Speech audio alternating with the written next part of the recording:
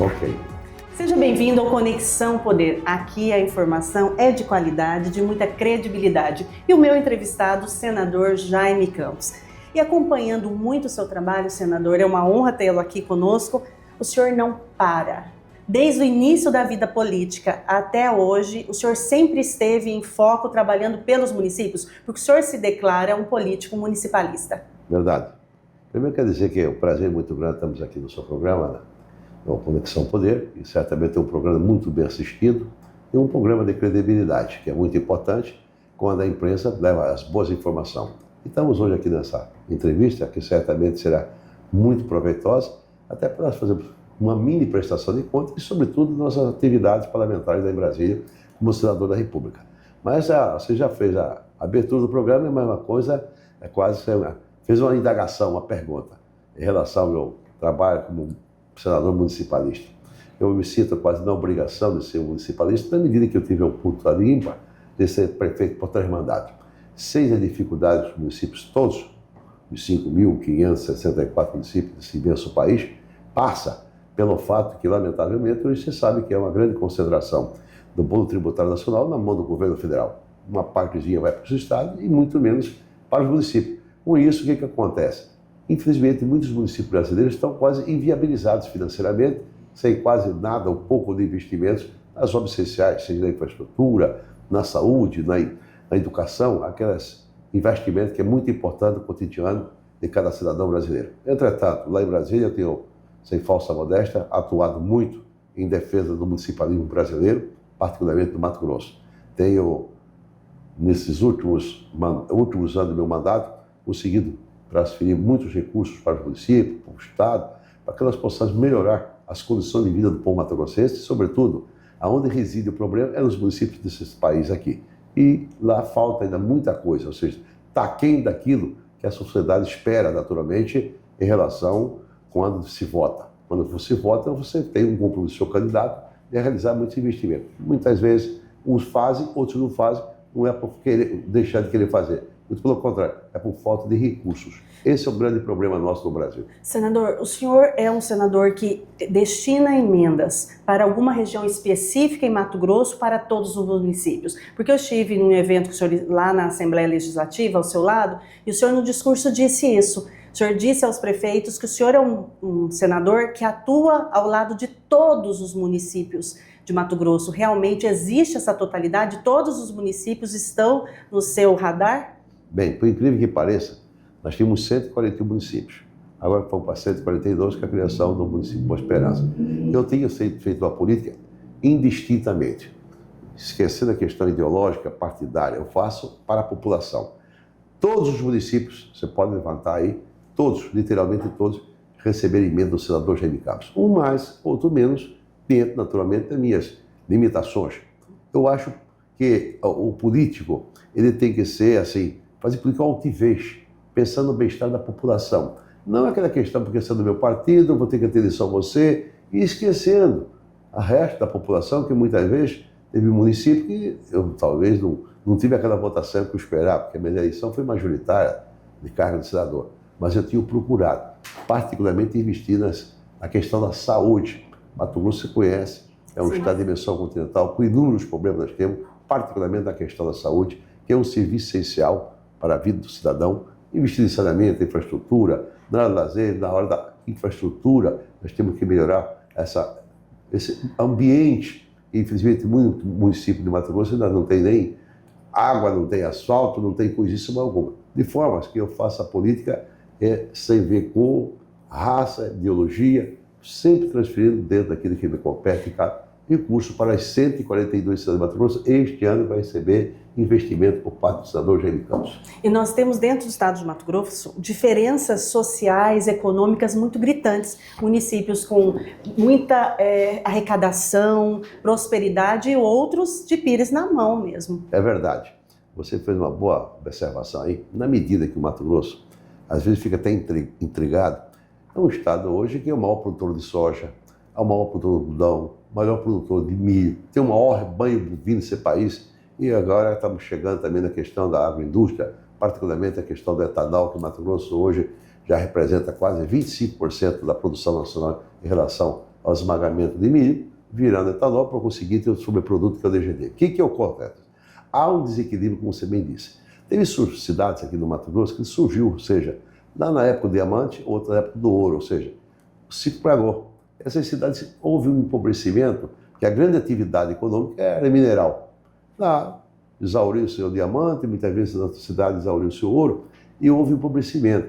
Então nós temos que buscar um melhor equilíbrio no Mato Grosso. O melhor equilíbrio, eu digo assim, uma melhor participação dos investimentos, de atração para levar uma indústria, nem que o próprio governo isente essa indústria para gerar emprego. Houve cidade aqui que diminuiu muito a sua população.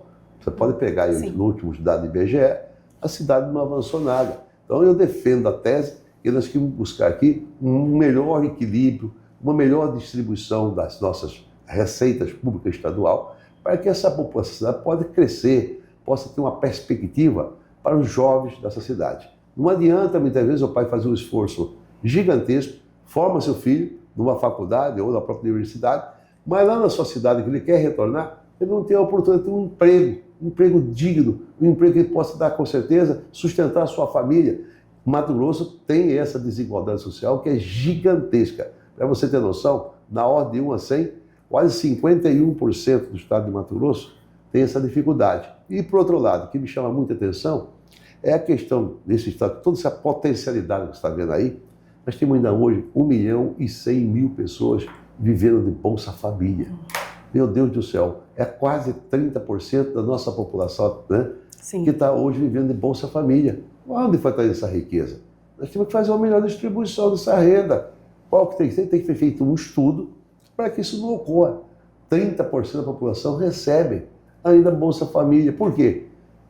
Infelizmente não tem essa distribuição de renda no nosso estado. Tem Ilha de Prosperidade? Que também é responsabilidade do governo pensar políticas públicas para que essas famílias possam sair dessa situação de dependência, de pobreza. O senhor acha que o Estado tem atuado, né, pensando assim, governo de Estado, as políticas públicas do Estado, elas estão olhando para Mato Grosso dessa forma, entendendo essas diferenças sociais, econômicas e atuando de acordo com a necessidade de cada município? Como o senhor avalia as políticas públicas vindas do governo do Estado? Eu acho, particularmente, dentro das limitações do governo, ele tem procurado. Eu imagino que sim. Mas nós podemos fazer muito mais, avançar muito mais. Eu não posso só aceitar que o Estado fica um Estado rico e gente vivendo ainda aqui na Bolsa Família, alguns vivendo abaixo da linha de miséria. Isso é muito ruim. Isso é muito ruim. Agora, isso é claro, natural, depende de um estudo muito bem elaborado, para que possamos naturalmente colocar como prioridade, estabelecer como prioridade os investimentos que possa. Nós reduzimos esse número, para mim é um número alarmante, eu não confesso que eu não sabia. Isso foi dado do Tribunal de Contas de Mato Grosso, que me deu a informação, o Dr. Sérgio Ricardo, presidente do tribunal, que eu fiquei assustado, onde já se viu nós ter sido números gigantescos, um estado que ainda tem gente só almoça ou não janta, ou janta e não almoça, não tem o direito de ter pelo menos 2 refeições. Não é esse o Mato Grosso que eu quero, muito pelo contrário, eu quero um Mato Grosso que o cidadão, de fato, tenha ele a inserção dentro de um contexto que ele possa ser tratado com dignidade e com respeito por parte do poder público. E aí é importante essa junção de forças de município, estado e governo federal. Porque o município sozinho é o que está na ponta, em contato com a população, mas é o que tem menos força em relação a dinheiro para poder cuidar de tantas necessidades, tendo a sua arrecadação cada vez menor. E eu também observo uma preocupação em relação à educação. O senhor estava essa semana com o ministro da Saúde falando sobre curso de medicina. O senhor é quem criou na Unemate, né, aqui em Mato Grosso, a questão da Univag, os cursos também de medicina. Como está esse diálogo, essa tratativa? A gente tem aí essas possibilidades realmente de ampliação de cursos? O que vem de novidades por aí? Bem, nós tivemos, de fato, nessa semana, uma semana muito proveitosa. Primeiro foi uma visita que eu tive com o ministro da Saúde, na possibilidade da criação de um curso de medicina lá na cidade de Sinop. Tem os dados que dependem muito do Ministério da Saúde, e foi muito bem recebido pelo ministro Padilha, e nos assegurou que vai dar toda a prioridade para que Sinop possa ter mais um curso de medicina. Segundo, nós estamos fazendo uma tratativa também com a nossa magnífica reitora da Unemate, que é a Vera, a professora Vera, para nós trazermos também alguns cursos da Unemat, que é a nossa universidade estadual, que eu tive a primazia de quando o governo criasse a Unemat. Nós trazemos aqui, lá para Pedra 90, para atender essa região. Claro, e na universidade não vai só atender Cuiabá, vai atender Varza Grande, vai trazer Barão, Santo Antônio, quem quiser estudar, ela é pública. Mas lá tem um prédio que é do antigo CAIC, e fizeram uma nova obra no estabelecimento de ensino, no governo estadual, e agora nós queremos aproveitar aquele prédio que hoje está abandonado e, se possível, fazer uma reforma lá e depois estar lá, primeiro uns 4, 5 cursos, e conforme naturalmente o tempo, possamos ter vários cursos lá para atender aquela grande região de Cuiabá, de todo o Mato Grosso, se possível, claro. Mas o que nós temos que dedicar é investimento e priorizar alguns setores do Mato Grosso, né, para que possa atender naturalmente as pessoas, ou seja, as famílias menos favorecidas, aqueles que não têm a primazia de ter recursos suficientes para pagar as mensalidades das suas faculdades particulares. Infelizmente, nós temos ainda um descompasso muito grande. A questão, por exemplo, da saúde, eu vi uma matéria no grupo esse dia atrás, você viu. Na média nacional, o Brasil hoje é 56 dias na média nacional para ser atendido um cidadão, um paciente, no hospital público da rede pública de saúde, Sistema Único, ou seja, o SUS. Aqui em Mato Grosso é 76 dias. Ué, há um descompasso. Se a nível nacional demora 56 dias, no estado rico como Mato Grosso, demorar 76 dias, muitas vezes por falta do exame de alta complexidade, muitas vezes o cidadão tem uma fratura no fêmur, ou no joelho, ou no pé, em qualquer lugar do corpo, essa pessoa, na média aqui em Mato Grosso, é 76 dias. Isso não pode acontecer. Como que o estado ser rico e nós estamos hoje, infelizmente, lá embaixo, ou seja, 76 dias, enquanto na média nacional, nós temos 56 dias. Outro, na questão da educação, não sei se os dados que foram divulgados pela imprensa, 30% da nossa juventude de Mato Grosso saiu do ensino público, tá? Deixando de frequentar a rede pública, né, na educação. A evasão escolar está abandonando. É muito alto. Sim. Eu não sei qual o instrumento, o mecanismo tem que fazer, mas nós não podemos ficar com esse contingente gigantesco de 30% dessa juventude fora da sala de aula. Então são áreas muito assim complexas que você tem que fazer estudo, ter pessoas competentes, não sei qual é a maneira, claro, natural, no momento oportuno tem que se contratar ou aproveitar a gente do próprio Estado, dados do IBGE e assim por diante. Nós temos aqui um Estado diferenciado.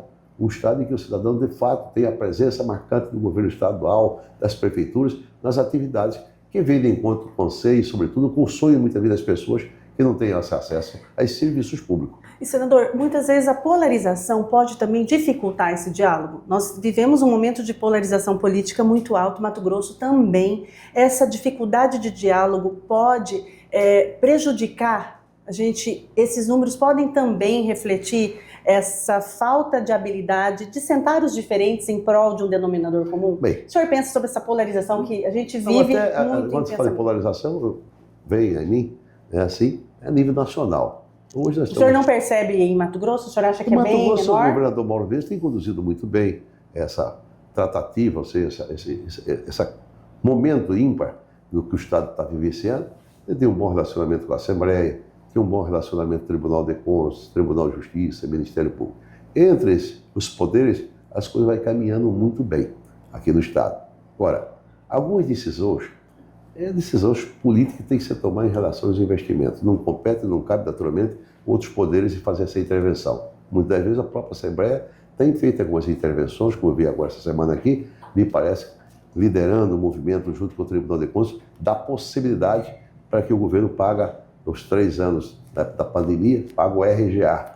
Então, nesse caso, a Assembleia entrou no circuito e o próprio Tribunal tentando, né, ver a possibilidade de dividir esses 3 anos que ficaram para trás sem receber, parcelar de uma forma que possa, com certeza, resgatar essa dívida que o governo estadual tem com os nossos servidores públicos. Não é isso? Eu imagino. Entretanto, a nível nacional, nós estamos vivendo um momento de polarização, de uma guerra que não sei se vai acabar ou se não vai acabar, entre a esquerda e a direita. Eu acho que o Brasil precisa de paz, precisamos de união, sobretudo das pessoas de bem, para nós construirmos um país que certamente dá mais oportunidade. Esse esgarçamento político, sobretudo a nível de Congresso Nacional, seja a Câmara, seja no Senado, isso é muito ruim para o país. Eu estou vendo lá como senador da República, muitas vezes o cara vota contra alguma matéria, mas eu votei contra. Isso não é bom. Você tem que votar aquele que é bom para o Brasil. Só por questão partidária. Partidária, eu não vi questão ideológica.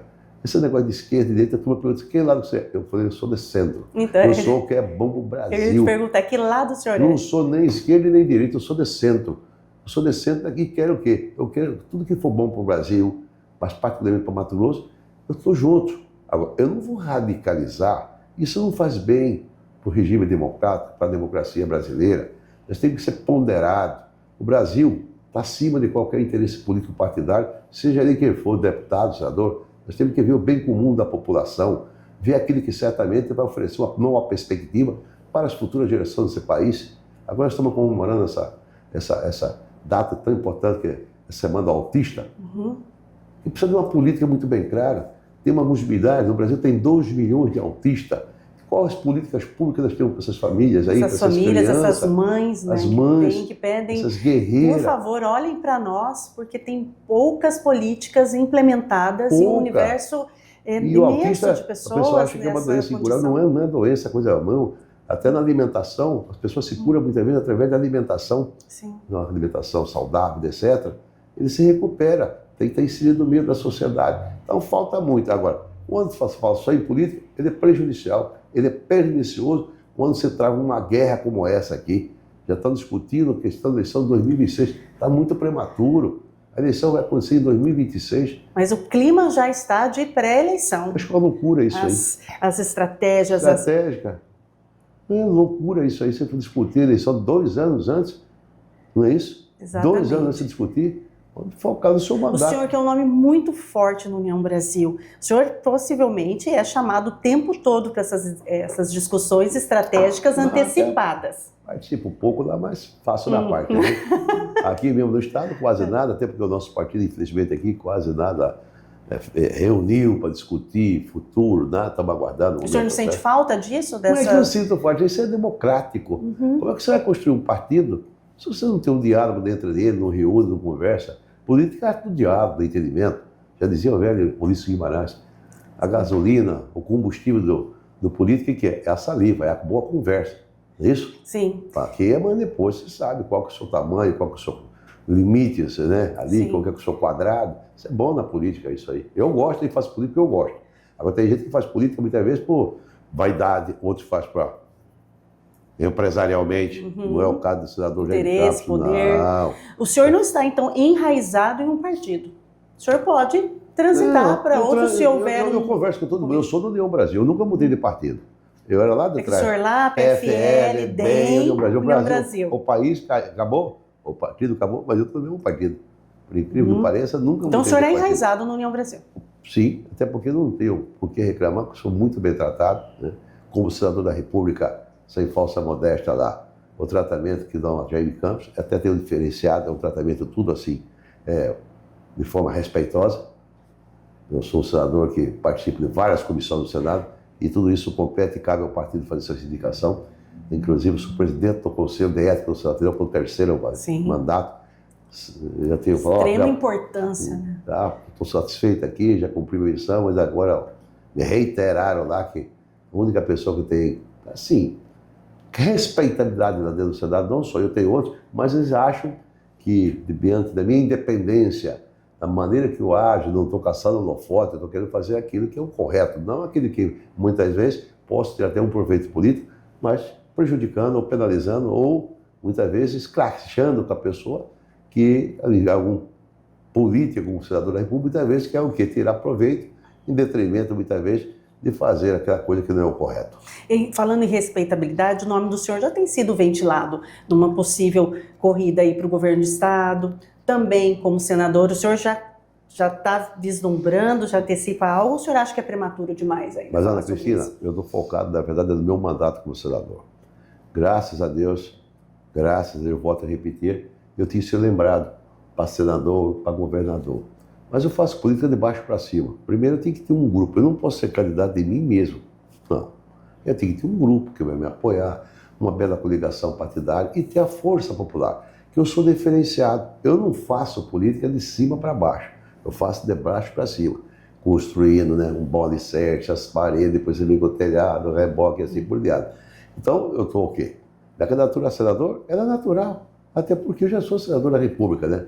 Agora, eu vou vendo que vai me caber. Eu não vou impor uma situação que muitas vezes eu não cabo, minha perna, o meu tamanho não cabe nesse local. Eu faço política, primeiro me respeitando e, sobretudo, respeitando meus aliados.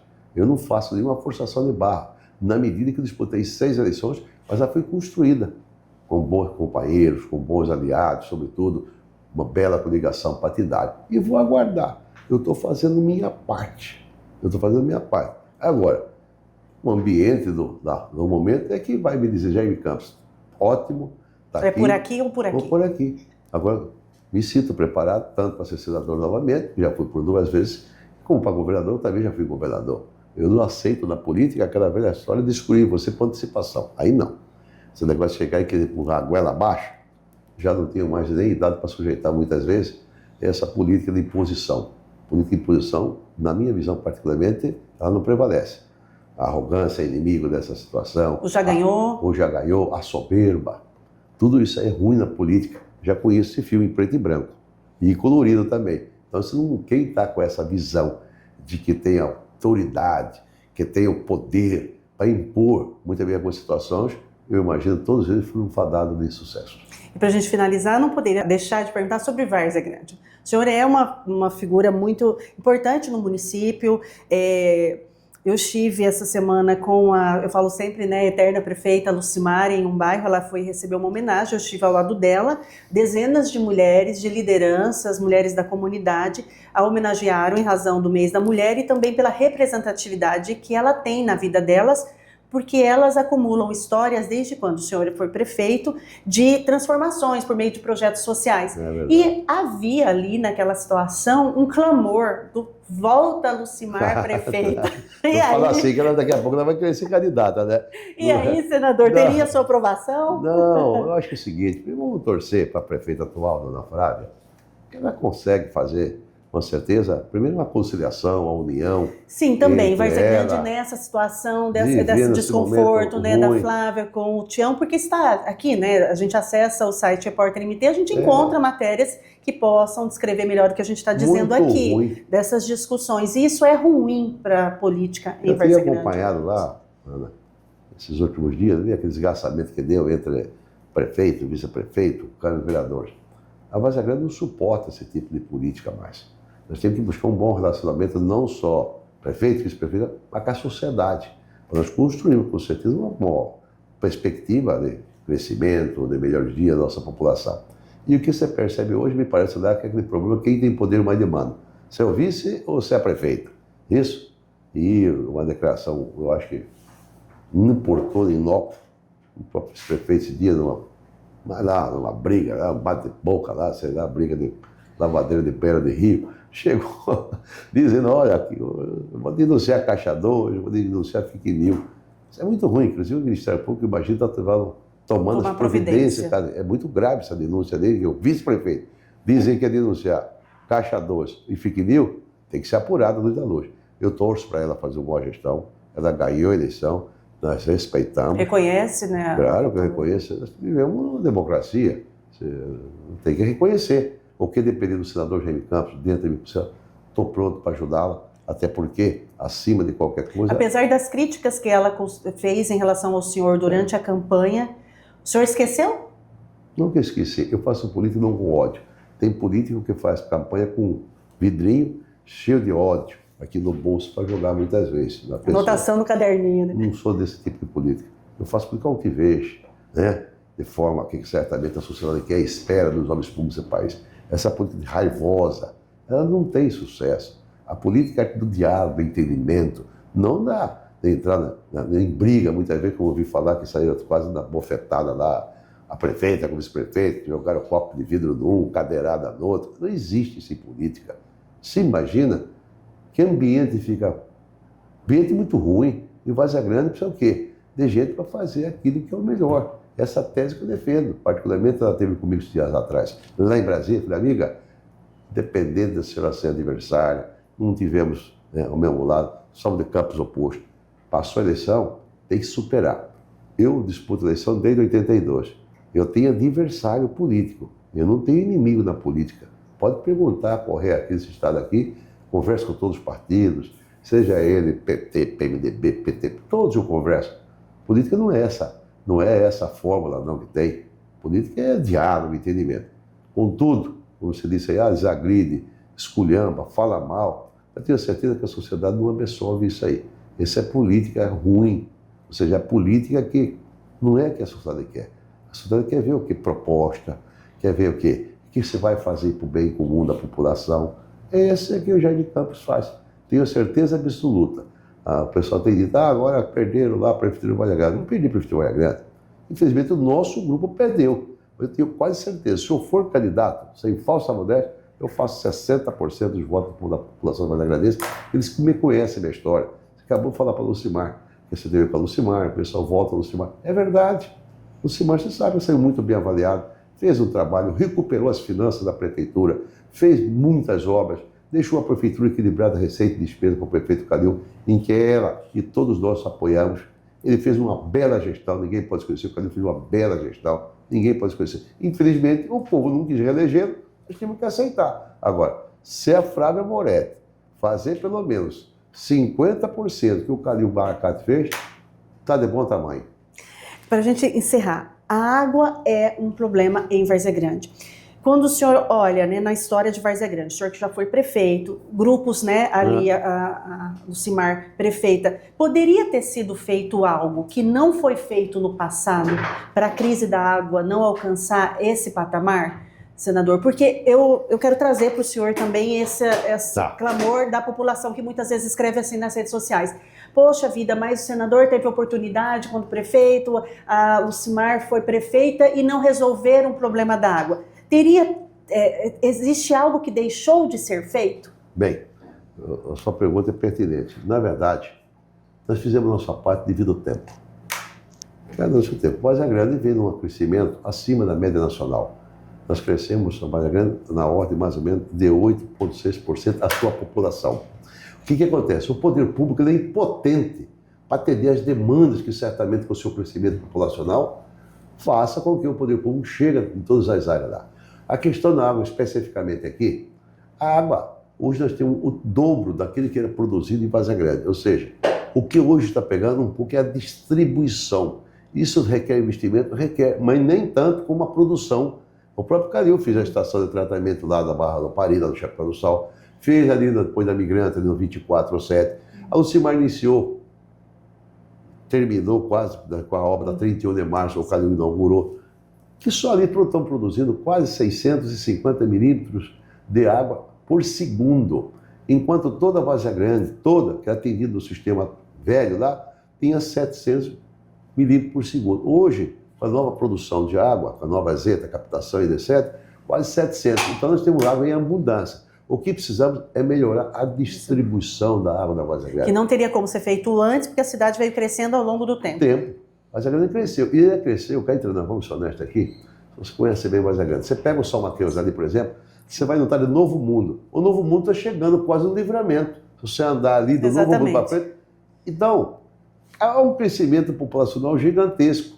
E ali vai, com certeza, ele precisa de escola, precisa de creche, precisa de mais transporte coletivo, de mais troca. E aí vem naquela questão que o senhor apontou no início da nossa entrevista, Bolsa Família, pessoas que vão chegando ali, que está em uma situação que exige esse olhar. Então, assim, é uma cidade desafiadora. É desafiadora, tem bronca para mais de metro lá, cá entre nós aqui. E agora, eu imagino que a prefeita está com a possibilidade que é privatizar o sistema. O que o senhor acha sobre a privatização? Eu acho o seguinte, desde que seja um bom negócio para a cidade de Grande, 10. Entretanto, pelo que eu estou vendo no comentário, não é possível para mim. Desse jeito não vai, não. Eu sou o primeiro a entrar com ação popular ou casar um grupo da sociedade civil de Várzea Grande para entrar com ação. Não pode transformar aquilo num negócio pessoal ou particular. Não.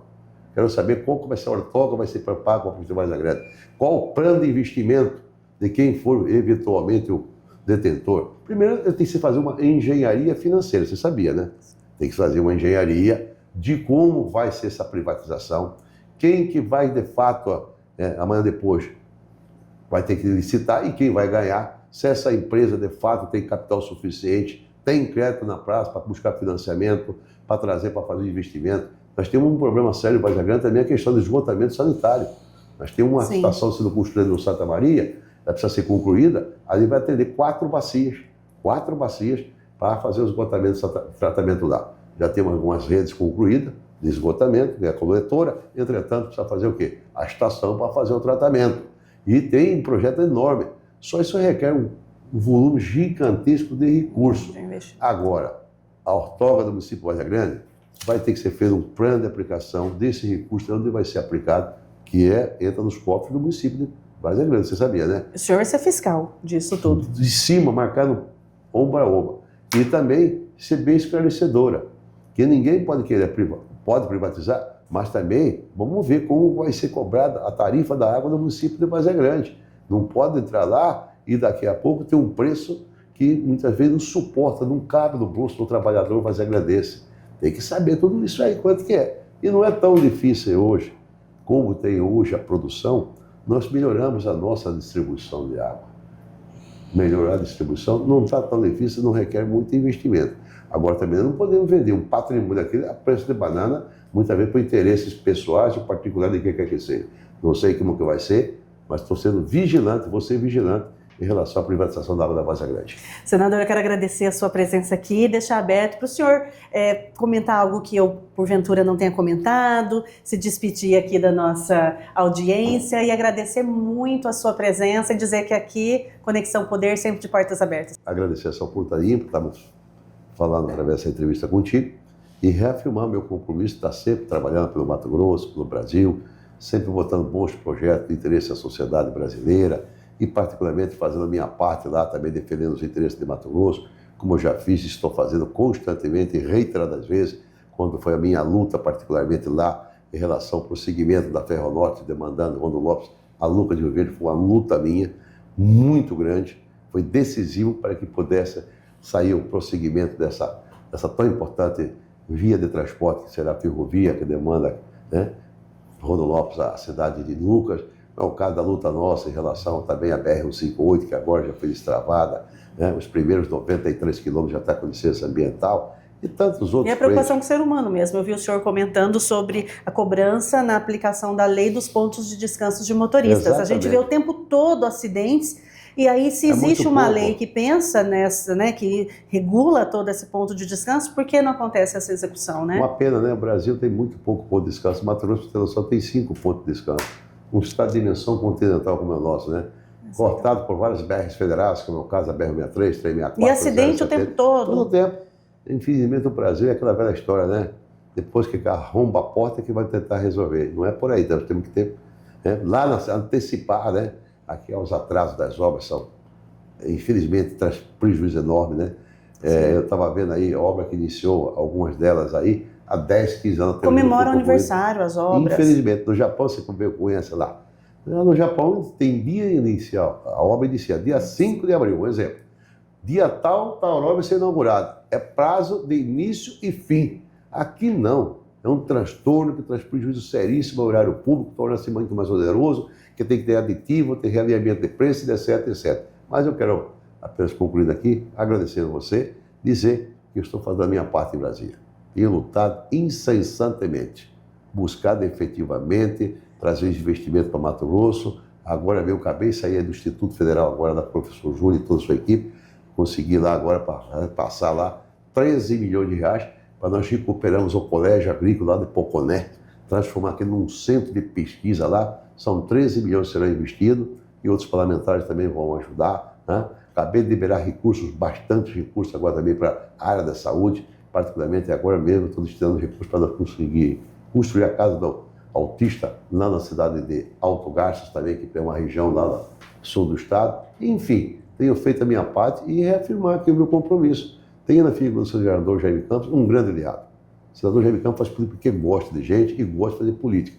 Eu não sou daqueles políticos que faz política por interesse pessoal ou faz por vaidade. O Jaime Campos não. Gosta do povo, sabe fazer política e, acima de tudo, respeita as pessoas que confiam na sua pessoa. Esse é o chá de Jaime Campos. Por isso que eu disputei 6, ganhei as 6. E eu vi o senhor firme na discussão aí em relação às medidas dos Estados Unidos para os produtos do Brasil, que tem também, que impacta em todo o nosso, né, nossa economia, a lei da reciprocidade. Não é possível. Todo dia querem enfiar o dedo no nosso nariz aqui, isso é a França, os Estados Unidos, não sei quem. Ora, o país que mais preserva no planeta qual é? O Brasil. 66% do nosso país aqui tem cobertura, veja, né? Cobertura.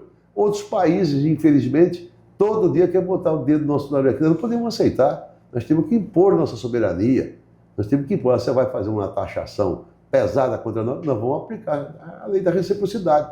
Tanto é que ontem saiu o tarifaço, ontem de onde você vai lá, baixou só para 10%, não é isso? Sim. A Carrefour, pão em Hong Kong, 46%, na China, 35%. Do Brasil foi 10%. Sabe por quê? Se nós não tivermos, com certeza, fornecendo alimentos para o mundo que nós fornecemos hoje, teremos, com certeza, uma tragédia no mundo. Porque o Brasil hoje, mesmo com as nossas dificuldades e nossos entraves, nós somos um país de gente competente, produzindo de forma sustentável, produzindo com tecnologia. Hoje, indiscutivelmente, o Brasil hoje dá um show em relação. Se imagina se nós tivéssemos aqui uma política pública decente, uma melhor logística, particularmente para transporte da nossa produção. O Brasil transporta 72% de toda a sua produção acima de pneu. E nós tivemos aqui as ferrovias, o transporte aquaviário, o transporte rodoviário de boa qualidade. Nós seremos competitivos e vamos dar, com certeza, muito trabalho por aqueles que estão mesmo recebendo subsídios, que recebem lá da Europa, que recebem dos Estados Unidos. Aqui no Brasil não temos subsídio algum e somos competentes, com capacidade, produzindo grãos, não só grãos, né?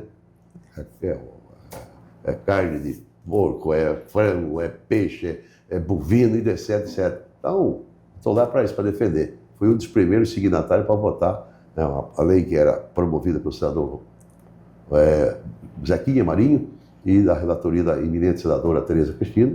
Eu fui um dos primeiros que apoiei, votei com orgulho de ser brasileiro. Muito obrigada, senador. Um abraço, Muito obrigada. Cristina. Estamos juntos aí. Alegria.